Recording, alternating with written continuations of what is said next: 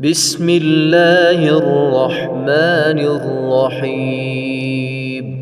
هل أتى على الإنسان حين من الدهر لم يكن شيئا مذكورا إنا خلقنا الإنسان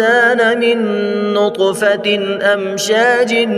نبتليه فجعلناه سميعا بصيرا إنا هديناه السبيل إما شاكرا وإما كفورا إنا أعتدنا للكافرين سلاسل وأغلالا وسعيرا إن الأبرار يشربون من كأس كان مزاجها كافورا عينا يشرب بها عباد الله يفجرونها تفجيرا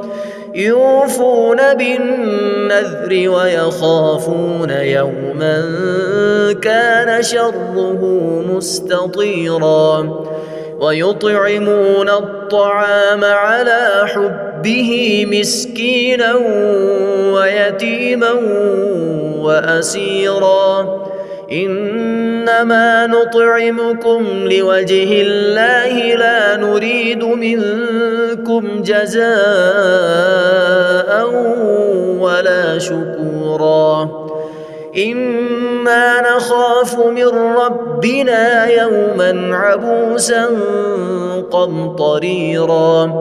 فوقاهم الله شر ذلك اليوم ولقاهم نضرة وسرورا وجزاهم بما صبروا جنة وحريرا متكئين فيها على الأرائك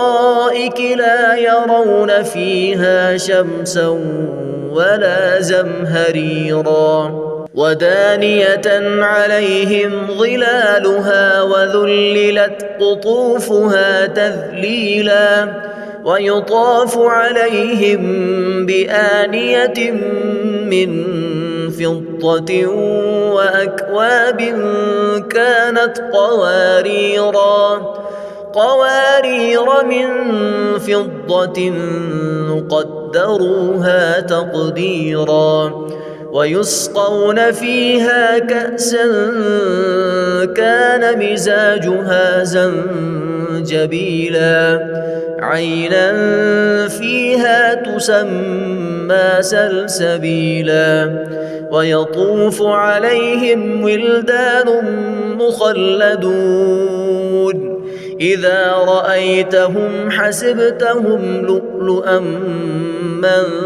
منثورا وإذا رأيت ثم رأيت نعيما وملكا كبيرا عاليهم ثياب سندس خضر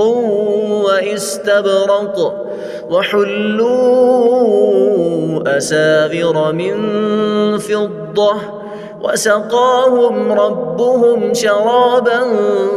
طهورا إن هذا كان لكم جزاء وكان سعيكم مشكورا إنا نحن نزلنا عليك القرآن تنزيلا فاصبر لحكم ربك ولا تطع منهم آثما أو كفورا واذكر اسم ربك بكرة وأصيلا ومن الليل فاسجد له وسبحه ليلا طويلا إن هؤلاء يحبون العاجلة ويذرون وراءهم يوما ثقيلا نحن خلقناهم وشددنا أسرهم وإذا شئنا بدلنا أمثالهم تبديلا إن هذه تذكرة فمن شاء اتخذ إلى ربه سبيلا وما تشاءون إلا أن يشاء الله إن الله كان عليما حكيما يدخل من يشاء في رحمته والظالمين أعد لهم عذابا أليما